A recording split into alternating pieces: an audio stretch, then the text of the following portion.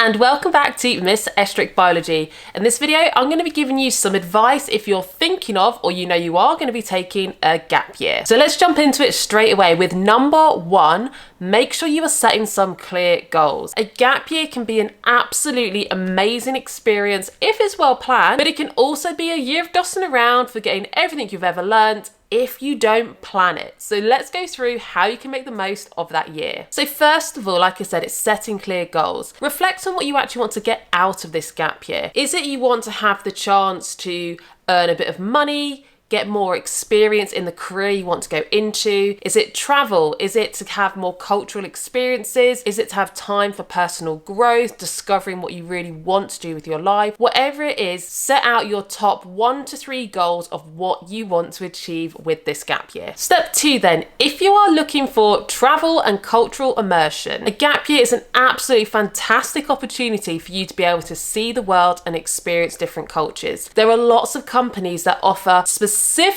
gap year expeditions that you can have a look into. So just search online gap year travel and you will find so many. There are lots of different experiences abroad where you could go to a particular country and experience that culture and see that country whilst volunteering. So I'd say have a good old search online to see what opportunities are out there that would give you that benefit of travel, cultural immersion, while potentially also volunteering, giving back to help other communities and also gaining so many valuable skills for you. Number 3 then is if you want to get more experience in a career you're interested in, or maybe you want more money before you go to university, or maybe you don't really know what you want to do yet, then volunteering or internship would be perfect for you. There are lots of companies that offer either summer or year-long gap year internships or voluntary positions. So it's just going to be a matter of searching online, maybe search for 1-year internship and then just put in the career that you're interested in, or it could be volunteering in that particular career. Or if you know a particular company that you're interested in, have a look on their website, and if there's nothing there, email them, reach out and see would they be interested in having a volunteer or even an intern. Next on our list then is learning a new skill. Maybe you are just overwhelmed after the exhaustion and stress of A-levels and you need to just take a year. This would be a great opportunity to learn a skill then, whether it is a particular sport you want to get involved in, or it could be learning a language, taking up a creative hobby that you haven't had the chance to do for a long time. Whatever it is,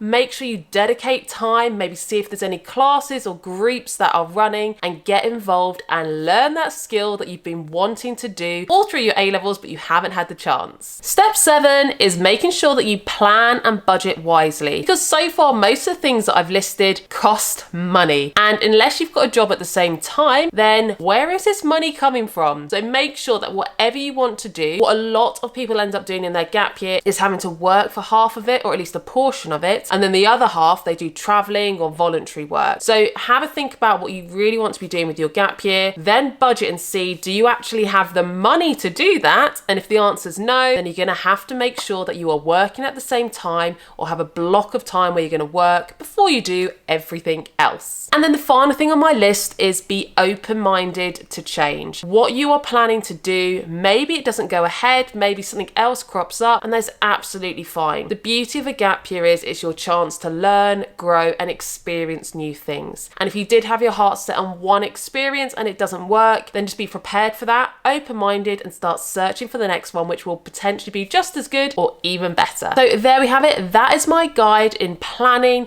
and making sure that your gap year will be the most effective and memorable gap year that you could possibly have. The key thing is planning, budgeting, and stay open-minded. So the best thing you can go and do now is write down your top 3 priorities of what you want to get out of your gap year and start doing some research online. But for now, I hope you found it helpful, and if you have, make sure you give this video a thumbs up, and I'll see you in the next video this summer.